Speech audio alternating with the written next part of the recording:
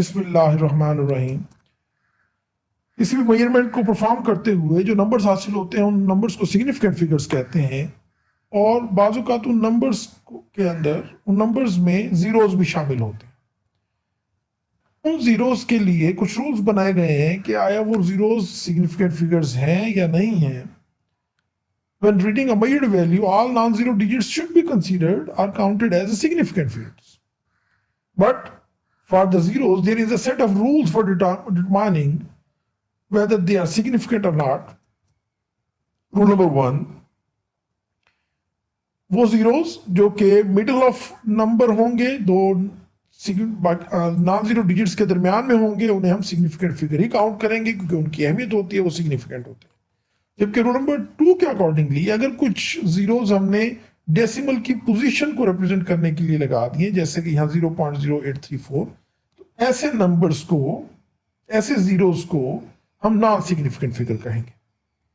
इसी तरह 0.02907 में आपको नजर आ रहा है कि टोटल 5 डिजिट्स हैं डेसिमल के बाद, पॉइंट के बाद, लेकिन हम इनमें 0.2907 के अंदर 2907 को सिग्निफिकेंट काउंट करेंगे क्योंकि ये जो इनिशियल जीरो है ये डेसिमल की पोजीशन को लोकेट कर रहा है, जबकि 29 और 07 में ये जो जीरो है ये 9 और 7 के दरमियान में आया, लिहाजा इसे हम सिग्निफिकेंट कंसीडर करेंगे, जबकि स्टार्ट वाले जीरोस को हम नॉन सिग्निफिकेंट फिगर्स कंसीडर करेंगे।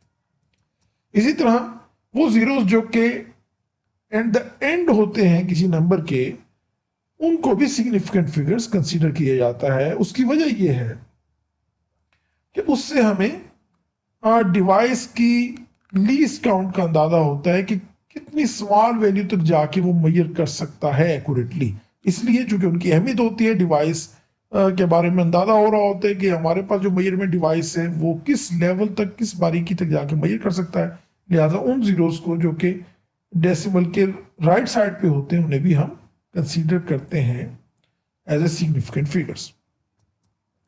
जबकि zeros at the end of a number and before N implied decimal point में और मे नॉट बी सिग्निफिकेंट, वो जीरोस जो कि कुछ एग्जाम्पल से समझते हैं। अगर आप पहले नंबर को गौर करें तो यहाँ पे कोई जीरो नहीं, लिहाजा ये सारे significant figure. So zeros do not, यहाँ ट्रेलिंग जीरोस लास्ट वाले 239 के बाद जो आखिर में जीरोस आ रहे हैं ये इनको सिग्निफिकेंट फिगर्स कहेंगे। ये जीरोस जो कि सिग्निफिकेंट फिगर्स काउंट होंगे एज ए सिग्निफिकेंट फिगर्स। इसी तरह ये सारे के सारे डिजिट सिग्निफिकेंट फिगर्स हैं और इसमें zeros between the digits count as well as a trailing zero. ये सारे जीरो सिग्निफिकेंट फिगर्स कंसीडर होंगे। इससे आगे चलते हैं राउंडिंग ऑफ नंबर्स। अगर हम कोई बड़ा नंबर मिल जाए, जहाँ फॉर एग्जांपल जब हम कैलकुलेशन कर रहे होते हैं और पॉकेट कैलकुलेटर है या कोई भी साइंटिफिक कैलकुलेटर है या कहीं पर भी कैलकुलेशन करते हुए जब हम मल्टीप्लाई डिवाइड करते हैं तो बाज़ औक़ात हमें बड़े नंबर्स अवेलेबल हो जाते हैं, लेकिन उन नंबर्स को अगर हम स्मॉल करना चाहें, राउंड ऑफ करना चाहें, तो उसके लिए हमें कुछ रूल्स बताए गए हैं, कुछ रूल्स बनाए गए हैं जो हमने समझने। वो रूल्स क्या है?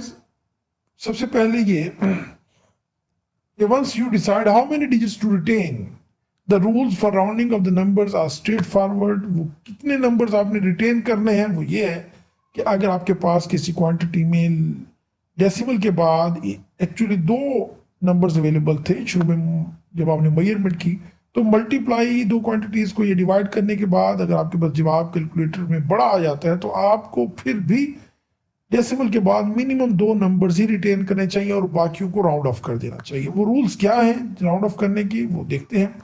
Rule number 1, if the first digit you remove is less than 4 और then we have to drop it at all and no change in the next number. यानी अगर आपका वो डिजिट जिसको आप रिमूव करने चले, राउंड ऑफ करने चले, अगर वो 4 या 4 से कम है तो आपको अगले डिजिट में कोई चेंज नहीं लाना। लेकिन अगर वो 5 से ज्यादा है तो फिर आपको अगले डिजिट में एक इंक्रीमेंट ले आना है। जैसे कि आप पिछले रूल में देखिए कि 2.42 में चूंकि जो 2 जब हम ड्रॉप करेंगे, अगर हम ये 2 ड्रॉप करते हैं और जस्ट बाकी नंबर रिटेन करना चाहते हैं 2.4, तो उसमें कोई चेंज नहीं आएगी क्योंकि 2 जो है वो 4 से कम था।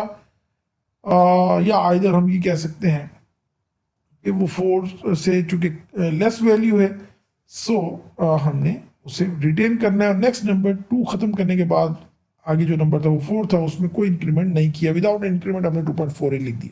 जबकि उसके मुकाबले में अगर आप इस नंबर इस नंबर को राउंड ऑफ करना चाहते हैं तो 2 को ड्रॉप करें, चूंकि 4 से कम है, 3 पे कोई चेंज नहीं आएगा। फिर नेक्स्ट नंबर को 3 को ड्रॉप करें तो नेक्स्ट नंबर 8 है, लेकिन चूंकि जो ड्रॉप कर रहे हैं नंबर 3, अगर वो 4 से कम है तो इस 8 में कोई चेंज नहीं आएगा। बट जब हम 8 को ड्रॉप करना चाहेंगे तो चूंकि ये 5 से ज्यादा है अकॉर्डिंग टू रूल 2, तो आपको अगले डिजिट में 1 का इंक्रीमेंट करना है, 5 की बजाय से 6 लिखना है, तो आंसर विल बी 4.6। लेकिन अगर ना 4 से कम हो ना 5 से ज्यादा हो, 5 ही नंबर हो, तो फिर आपको क्या करना है, तो उसके अकॉर्डिंगली अगर नंबर 5 है तो फिर आपको देखना है नेक्स्ट नंबर क्या है, वो ऑड नंबर है या इवन नंबर है। अगर वो ऑड नंबर है तो 1 नंबर का इजाफा कर देंगे, अदरवाइज इवन नंबर है तो 1 नंबर की वो नंबर वही रहने देंगे, उसमें कोई इजाफा नहीं करेंगे। इसको जरा समझते हैं एग्जाम्पल से। 4965.03 में अगर आप इसको राउंड ऑफ करेंगे तो 3 और 0 राउंड ऑफ कर भी दें तो कोई फर्क नहीं पड़ता, क्योंकि ये 5 से लेस है। इसी तरह यहां पर अगर आप 2 को, 8 को और 5 को ड्रॉप कर दें तो 8 को ड्रॉप करने पर नेक्स्ट नंबर 6 हो जाएगा और बाकी 2 जीरोस लिखे जा सकते हैं।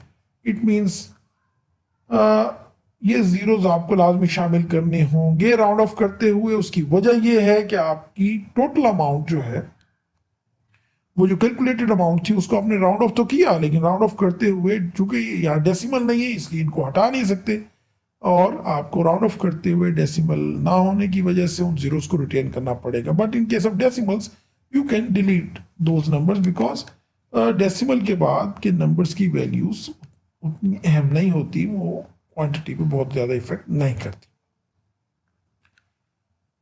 और अगर आपके पास नेक्स्ट नंबर जो ड्रॉप किए जाने वाले नंबर है वो 5 है, उसको आप रिमूव करते हैं, तो 5 को रिमूव करते हुए नेक्स्ट नंबर आपने देखा कि ऑड नंबर था, 9 था, आपने उसमें 1 इंक्रीमेंट करना है जिससे वो 10 बन जाएगा, और 10 बनने पर यहाँ 0 हो जाएगा और फिर वो आगे वाले का 1 इंक्रीमेंट 10 हो जाएगा, और इससे से अल्टीमेटली 199 को जब हम इंप्रूव करेंगे तो वो एग्जैक्टली 2000 हो जाएगा।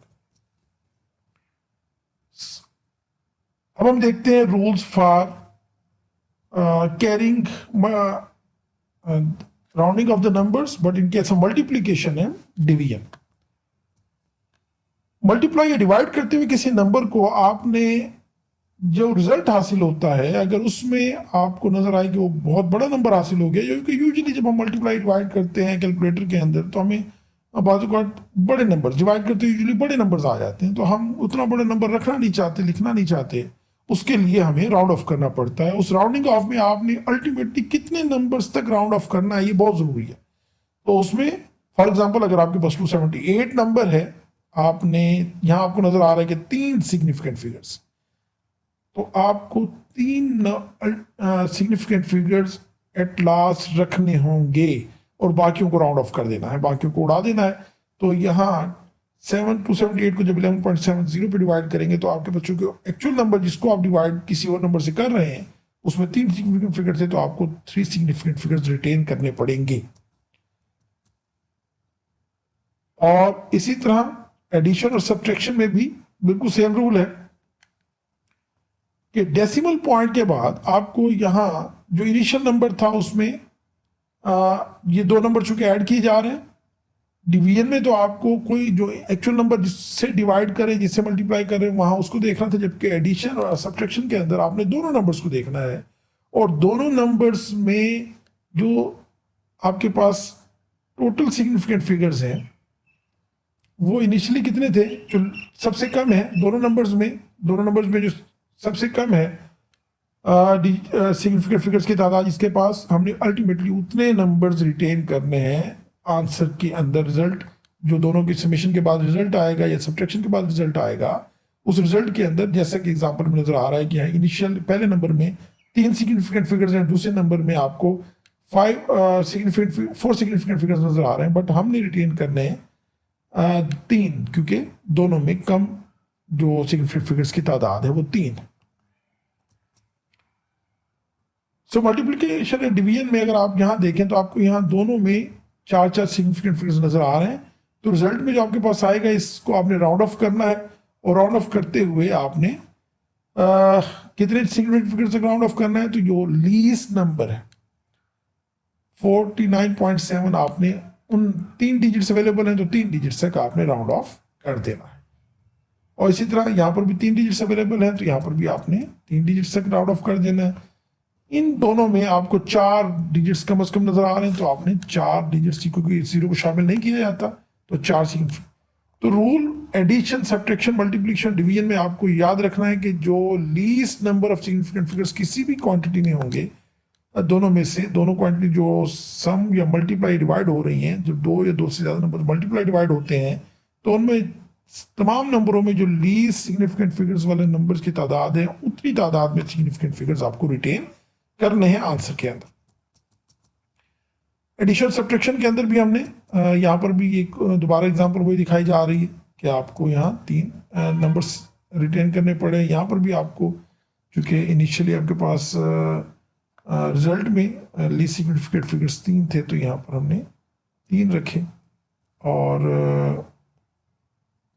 यहाँ पर इनिशियली यहाँ पे आपको नज़र आ रहा है कि ये सिग्निफिकेंट फिगर्स 0.0049, यहाँ पे चूंकि मेजरमेंट के दौरान हमें मालूम था कि उस इंस्ट्रूमेंट की प्रिसीजन 4th डेसिमल प्लेस तक है, इसलिए इन जीरोस को सिग्निफिकेंट फिगर्स काउंट किया जाएगा, क्योंकि ये जीरोस हमेशा विम्सिकल होते हैं, इनका कंफर्म नहीं होता, ये डिपेंड करते हैं इंस्ट्रूमेंट की प्रिसीजन लेवल पे। तो यहाँ एज्यूम किया गया है कि प्रिसीजन लेवल इसका 4 सिग्निफिकेंट फिगर्स तक है, लिहाजा ये जीरोस भी सिग्निफिकेंट फिगर के तौर पर कंसीडर होंगे। और आपके चूंकि टोटल सिग्निफिकेंट फिगर्स दोनों में 4 हैं, इसलिए लीस्ट सिग्निफिकेंट फिगर्स 4 होने की वजह से आपने आंसर में 4 सिग्निफिकेंट फिगर्स दिए।